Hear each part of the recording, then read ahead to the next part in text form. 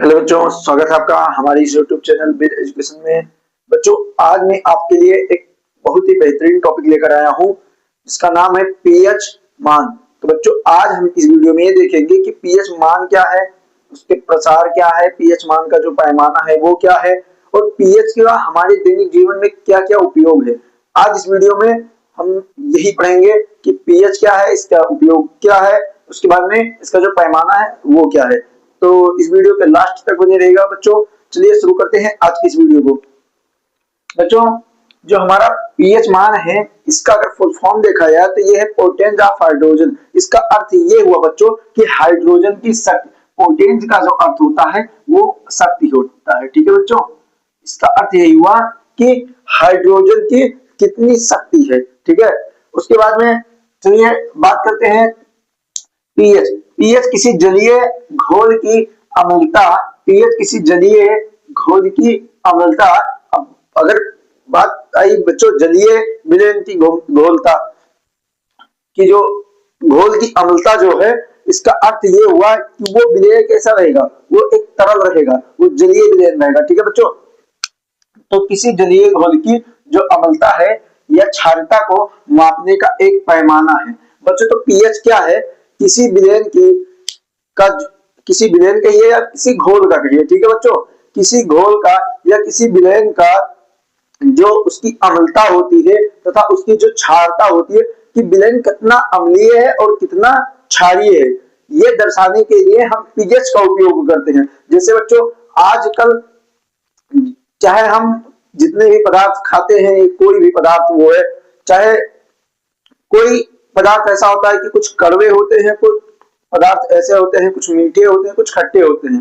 ठीक है बच्चों, तो ये खट्टे होते हैं या कड़वे होते हैं, ये हमें कैसे पता चलेगा? तो एक पीएच पैमाना होता है, इसके आधार पर हम इसका पीएच निकालते हैं कि ये ज्यादा खट्टे हैं यानी कि अम्लीय हैं कि ये क्षारीय हैं। ठीक है बच्चों, बाद में बताएंगे आपको कि अगली वीडियो में कि ये अम्ल क्या होता है और क्षार क्या होता है, कि अम्ल के क्या क्या गुण होते हैं, क्षार के क्या क्या गुण होते हैं, कैसे उनको पता लगाते हैं कि ये अम्ल है कि ये क्षार है। अगली वीडियो में मैं आपको बताऊंगा।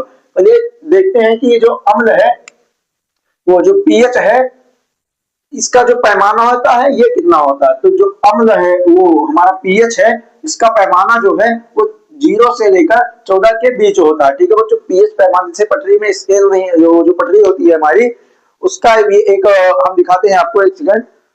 ये जैसे इसमें जो है हमारा ना, इसमें हमारा 0 से लेकर कहां तक है, 30 तक है।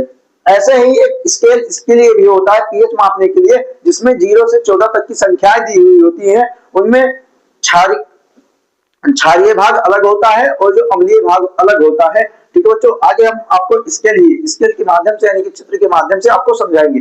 पहले आप ये देखिए कि जो 0 से 14 के बीच होता है, ये क्या होता है, पीएच का जो पैमाना होता है ये होता है। ठीक है बच्चों, 7 से कम अम्लीय तथा 7 से उदासीन जैसे शुद्ध पानी, 7 से अधिक क्षारीय होते हैं, ये पोटेंशियल ऑफ हाइड्रोजन है। अब बच्चों हम बात करते हैं जैसे पीएच स्केल। तो बच्चों पहले हम चित्र के माध्यम से देखते हैं, समझते हैं पहले क्या है। बच्चों ये है एक पीएच पैमाना, ठीक है, जो कि कहां से दिया हुआ है, 1 से हमने लिख कर रखा हुआ है 1 से लेकर 14 तक। ठीक है बच्चों, अब बात आई कि जो पीएच होता है वो कब अम्लीय होता है, कब क्षारीय होता है, कितने पैमाने, इसका पैमाना कितना क्या है। ठीक है बच्चों, तो पहले ये देखते हैं कि जो पीएच होता है वो 0 से लेकर हमने यहाँ पर लिखा 14 के बीच क्या होता है, अम्लीय होता है। ठीक है बच्चों, यहाँ 7 से कम अम्लीय। अब बच्चों बात है कि 7 से कम अम्लीय, तो बच्चों जब 7 से कम रहेगा किसी का पीएच मान, जैसे कि हमारा अंगूर हुआ, संतरा हुआ, इसका जो पीएच मान होता है वो अम्लीय होता है। ठीक है बच्चों, इसका पीएच मान जो है 7 से कम होता है, इसलिए वो किस प्रकृति का होता है, वो अम्लीय प्रकृति का होता है। ठीक है बच्चों, और एक हमारा उदाहरण लीजिए जैसे उदासीन। तो हमने यहाँ पर लिखा है कि 7 उदासीन होते हैं। अब कैसे, देखिए बच्चों कि जब 7 किसी भी विलयन का जब पीएच मान जो होगा वो 7 होगा, तो क्या रहेगा, वो उदासीन रहेगा। जैसे हमारा जो शुद्ध पानी होता है, शुद्ध पानी ये जो घरों में नलों में होता है, इसकी बात नहीं करते हैं, जो हमारे बिल्कुल प्योर पानी होता है, शुद्ध पानी होता है, उसका अगर आप पीएच मान निकालेंगे तो उसका पीएच मान जो है वो 7 ही आएगा। क्योंकि बच्चों पानी का जो पीएच मान होता है, शुद्ध पानी का जो पीएच मान होता है वो कितना होता है, वो 7 होता है। और आजकल जो घरों में पानी उपयोग होते हैं उनमें कई प्रकार के तत्व होते हैं, तो उनको हम एक शुद्ध पानी नहीं कह सकते हैं। इसलिए जो शुद्ध पानी होता है उसका पीएच मान जो होता है वो 7 होता है, जो कि एक उदासीन होता है। ठीक है बच्चों, तो उदासीन का अर्थ ये हुआ कि ना वो अम्ल में है, ना वो क्षार की प्रकृति का, ना वो अम्लीय प्रकृति का है, ना वो क्षारीय प्रकृति का, वो उदासीन है, वो कुछ नहीं है, ना वो इधर है ना वो उधर है। ठीक है बच्चों, वो केवल उदासीन है। ठीक है बच्चों, अब समझ आए। अब हम देखते हैं कि क्षार किसे कहते हैं। अब बच्चों जो 7 से अधिक, ये 7 से अधिक क्षारीय होते हैं। ठीक है बच्चों, 7 से अधिक, अगर बच्चों हम बात करते हैं कि 7 से अधिक अगर क्षारीय होते हैं, तो अगर हमारा जो पीएच मान है, अगर मान लिया हमने किसी विलेन का पीएच मान 10 निकाल लिया, उसका पीएच मान हमने कितना निकाला, 10 निकाला, तो वो किस प्रकृति का होगा, वो एक क्षारीय प्रकृति का होगा। ठीक है, ज्यादातर जो विलेन या पदार्थ जो कुछ होते हैं वो क्षारीय प्रकृति में वो कड़वे ही होते हैं। ठीक है बच्चों, क्षारीय प्रकृति का। जैसे कि अब बात करें कि जो हमारा वो होता है इनो, हमारे जो एसिडिटी होती है या हमारे पेटों में गैस होता बन जाता है, तब हम क्या करते हैं, इनो मंगाकर पीते हैं। वो किस प्रकृति का होता है, वो क्षारीय प्रकृति का होता है। क्योंकि हमारे पेट में HCl, जब हमारे पेट में हाइड्रोक्लोरिक अम्ल होता है, हमारे पेट में क्या होता है, अम्ल होता है। और जब हमें क्या चाहिए, अम्ल को तोड़ने के लिए, अम्ल को तोड़ने के लिए हमें क्षारीय, कोई ऐसी क्षारीय विलेन हो या क्षारीय प्रकृति का ऐसा कोई पदार्थ हो जो हमारे अम्ल, जो हमारे अंदर, हमारे शरीर के अंदर जो अम्ल बना है उसको तोड़ दे। इसलिए हम क्या करते हैं, जो हमारे पेट में गैस होती है, एसिडिटी होती है, तो हम क्या करते हैं, इनो मंगाते हैं। इनो क्या होता है, एक क्षारीय प्रकृति का होता है, एक क्षारीय प्रकृति का पदार्थ है, जिसको हम पानी में जब मिलाकर पी लेते हैं तो जो हमारा अम्ल है, वो जो क्षार हमारे पेट में गया, इनो यानी कि जो हमारे पेट में गया, वो अंदर मौजूदा अम्ल को क्षारीय प्रकृति में बदल देता है, यानी कि वो अपनी कैटेगरी में ले लेता है। ठीक है बच्चों, तो इसे ही क्षार कहते हैं। अब आप समझ ही गए होंगे। उसके बाद में देखते हैं यह पोटेंशियल ऑफ हाइड्रोजन है, जो हाइड्रोजन आयनों की सांद्रता को दर्शाता है। बच्चों इसका अर्थ ये हुआ, ये पोटेंशियल ऑफ हाइड्रोजन है। यहाँ पर हमने लिखा पावर ऑफ हाइड्रोजन। अभी आपको ऊपर हमने बताया कि पावर ऑफ हाइड्रोजन मतलब हाइड्रोजन की शक्ति है ये। ठीक है बच्चों, उसके बाद में जो हाइड्रोजन आयन की सांद्रता को दर्शाता है। अब बच्चों हमने आपको पहले ही बता दिया था कि जो ये होता है, ये जो पीएच होता है, ये क्या करता है, हाइड्रोजन आयन की सांद्रता को दर्शाता है। यानी कि जो हमारा विलेन है उसमें कितने हाइड्रोजन आयन है, कितना हाइड्रोजन आयन, उसकी सांद्रता कितनी है, ये पीएच मान दर्शाता है। इसकी खोज एक सोरेनसन नामक वैज्ञानिक थे, उन्होंने की थी। चलिए मैं आपको आगे बताता हूँ। अब बात करते हैं बच्चों कि पीएच की जो खोज थी वो किसने किया था। ठीक है बच्चों, और पीएच पहले नहीं, जब पीएच की खोज नहीं हुई थी तब इसको कैसे मापा जाता था। तो बच्चों जब पीएच की खोज नहीं हुई थी तब इसको मोल प्रति लीटर में मापा जाता। किसमें आता था बच्चों, मोल प्रति लीटर में, मोल प्रति लीटर में इसको मापा जाता था। ठीक है बच्चों, इसको मोल प्रति लीटर में मापा जाता था। अब पीएच की खोज किसने की थी, तो बच्चों जो पीएच की खोज की थी वो एक सोरेनसन नामक वैज्ञानिक थे, जो कि सन 1909 ईस्वी में, सोरेनसन नामक वैज्ञानिक जो थे वो सन 1909 ईस्वी में इसकी खोज की थी, जिसे पीएच पद्धति या पीएच मापक्रम कहते हैं। एक सोरेनसन नामक वैज्ञानिक थे जिन्होंने पीएच की खोज की थी। ठीक है बच्चों, उन्होंने ये भी बताया था कि ये 0 से 14 के बीच इसका पैमाना, यानी इसका प्रास, इसके जो 0 से 14 तक इसका पैमाना होगा। ठीक है बच्चों, उसके बाद में इसकी खोज कब की थी, तो इसकी खोज 1909 ईस्वी में सोरेनसन नामक वैज्ञानिक थे, उन्होंने ही इसकी खोज की थी। ठीक है बच्चों, अब हम देखेंगे कि पीएच का हमारे दैनिक जीवन में उपयोग कहाँ-कहाँ है, इसका उपयोग हम कहाँ-कहाँ करते हैं। ठीक है बच्चों, तो आप जो हमारा टॉपिक है वो है कि दैनिक जीवन में पीएच की उपयोगिता। ठीक है बच्चों, तो पहला जो हमारा उपयोग है दैनिक जीवन में वो है हमारे शरीर की अधिकांश क्रियाएं, हमारे शरीर की अधिकांश क्रियाएं 7 से 7 से 7.8 pH परास के बीच कार्य करती है। तो बच्चों हमारे शरीर की अधिकतर जो क्रिया होती है, ज्यादातर जो ऐसी क्रियाएं होती है जो 7 से 7.8 के बीच कार्य करती है, यानी हल्का सा थोड़ा सा क्षारीय होती है। ठीक है बच्चों, और यदि यह 7 से कम हो जाता है या 7.8 से बढ़ जाता है तो जीवन असंभव हो जाता है। ठीक है बच्चों, अब इसका अर्थ यह हुआ कि अगर यह कम हो गया तो भी जीवन असंभव है, अगर यह ज्यादा हो गया तो भी जीवन असंभव, यानी कि हमें अगर ज्यादा हो गया या कम हो गया तो दोनों में ही परेशानी आएगी। ठीक है बच्चों, अब हमारा जो है वो दूसरा है, वो है हमारा रक्त, आंसुओं, लार आदि का जो पीएच लगभग है वो 7.4 होता है। बच्चों हमारा जो रक्त, लार और आंसू का जो पीएच मान होता है वो कितना होता है, लगभग, ठीक है, 7.4 ही होता है। जैसे हमारे बोर्ड एग्जाम या कोई कहीं भी जाते हैं, कभी कंपटीशन में हमारे क्वेश्चन एक पूछ लेता है कि हमारा जो रक्त का पीएच मान है वो कितना होता है, तो हमारे जो रक्त का पीएच मान होता है वो होता है 7.4। ठीक है बच्चों, अब हमारा जो अगला है वो है वर्षा के जल का पीएच मान जब 7 से कम हो जाता है तो इसे अम्लीय वर्षा कहते हैं। ठीक है बच्चों, वर्षा के जल का पीएच मान जब 7 से कम हो जाता है तब इसे अम्लीय वर्षा कहते हैं।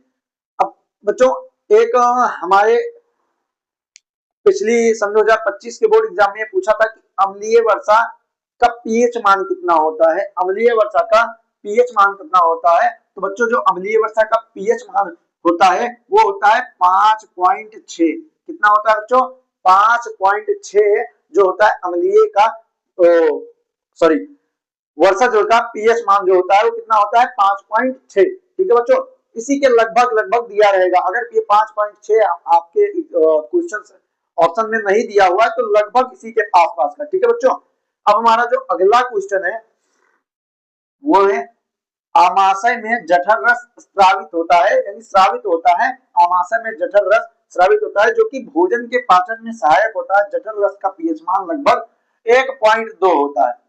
अब बच्चों आमाशय में यानी कि हमारे पेट में जठर रस, हमने आपको अभी बताया था कि जब हमारे पेट में एसिडिटी बना देती है तो हम कोई वो अम्लीय प्रकृति, जैसे हमारे पेट में जो है HCl हाइड्रोक्लोरिक अम्ल पाया जाता है जो कि हमारे भोजन को पाचन करने में सहायक होता है। जब हम भोजन ग्रहण करते हैं तो हमारे जब पेट में जाता है तो हमारे पेट में क्रिया होती है जिससे वो HCl, वो हाइड्रोक्लोरिक अम्ल हमारे भोजन पर हावी हो जाता है, जो फिर उसे पचाने की प्रक्रिया करने लगता है। अगर आपने समय समय पर भोजन नहीं किया या नियमित भोजन नहीं किया तो आप में क्या होता है, उसका एक वो रहता है कि अगर आप 10 बजे खा रहे हैं तो वो 10 बजे तक जो जठर रस रहता है वो आपके जैसे ही भोजन आपके अंदर जाता है वो उसको पचाने के लिए अपना रस यानी अपना जो अम्ल है वो छोड़ देता है पेट। लेकिन अगर आप किसी दिन समय से खाना नहीं खाए या कोई भी प्रॉब्लम आ गई तो वो रस तो आपके पेट में है ही, तो वो उसी समय पर अपने अम्ल को पेट में छोड़ देता है, आपका खाना जो है आपके शरीर तक नहीं, अंदर नहीं पहुंचा। तो इससे क्या होता है, आपके एसिडिटी बना लेती है या ऐसी कई प्रॉब्लम होती है जिससे एसिडिटी बन जाती है, आपके अंदर अम्ल की जो मात्रा है वो अधिक हो जाती है। अब उसे खत्म करने के लिए आपको क्षार की जरूरत पड़ती है। तो बच्चों क्षार जो होता है वो जैसे इनो हुआ, मिल्क ऑफ मैग्नीशिया हुआ, ठीक है बच्चों, यानी कि मिल्क ऑफ मैग्नीशिया यानी कि MgOH, शायद हाँ यही MgOH, ठीक है बच्चों, MgOH यही क्या होता है आपका मिल्क ऑफ मैग्नीशिया होता है। ठीक है बच्चों, मिल्क ऑफ मैग्नीशिया या इनो आप जब पी लेते हैं तो जो आपके अंदर अम्ल होता है वो क्या होता है, वो उसको क्षारीय क्षार में बदल देता है, यानी कि उसको अम्लीय प्रकृति से क्षारीय प्रकृति में ला देता है। ठीक है बच्चों, तो इसलिए आमाशय में जठर रस स्रावित होता है जो कि भोजन के पाचन में सहायक होता है। जठर रस का पीएच मान लगभग 1.2 होता है। अब जठर रस का पीएच मान अगर पूछ लेगा तो कितना होता है बच्चों, 1.2 होता है। ठीक है बच्चों, अब हमारा जो अगला है वो है हमारे दांत की कैल्शियम फास्फेट के बने होते हैं जो शरीर का सबसे कठोर पदार्थ होता है, ये जल में नहीं घुलते। और हमारे दांत किसके बने होते हैं, तो हमारे दांत जो होते हैं कैल्शियम फास्फेट से बने होते हैं। ठीक है बच्चों, अब जो कि हमारे शरीर का, अब एक क्वेश्चन ये पूछता है कि हमारे शरीर का सबसे कठोर पदार्थ कौन सा है, तो हमारे शरीर का सबसे कठोर पदार्थ दांत में एक इनेमल पाया जाता है। ठीक है बच्चों, इनेमल, तो वही जो होता है हमारे शरीर का जो होता है सबसे कठोर पदार्थ होता है। ओके बच्चों, यह जल में नहीं घुलती, ये जल में कभी भी घुलते ही नहीं है। ठीक है, अब हमारा जो अगला है, और हाँ, इनका जो पीएच मान होता है, पीएच मान, अब बच्चों पूछ लेगा कि जो दांत हमारे शरीर के अंदर जो कैल्शियम फास्फेट दांत के अंदर पाए जाते हैं, जो उसके बने होते हैं, उसका पीएच मान कितना होता है? तो बच्चों कितना होता है? 5.5। ठीक है बच्चों, अगर इससे कम होने लगा या बढ़ जाता है तब क्या होता है? हमारे दांत नष्ट होने लगते हैं। ठीक है बच्चों, उसके बाद में पेड़ पौधों की वृद्धि और अच्छी उपज के लिए मिट्टी का पीएच परास लगभग 7 के पास।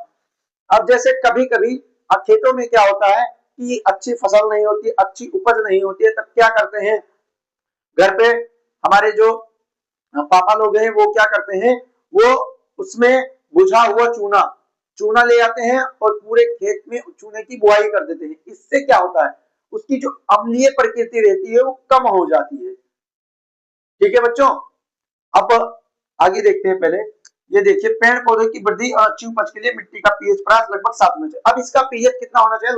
लगभग 7, यानी उदासीन, लगभग ये उदासीन होना चाहिए। ठीक है बच्चों, यदि मिट्टी अम्लीय है, यदि मिट्टी अम्लीय है तो बिना बुझा चूना या बुझा हुआ चूना, इसका सूत्र होता है बिना बुझा हुआ चूना का CaO और बुझा हुआ चूना का ये होता है CaOH के होल ट्वाइस। ये होता है CaOH का होल ट्वाइस होता है बुझा हुआ चूना का सूत्र।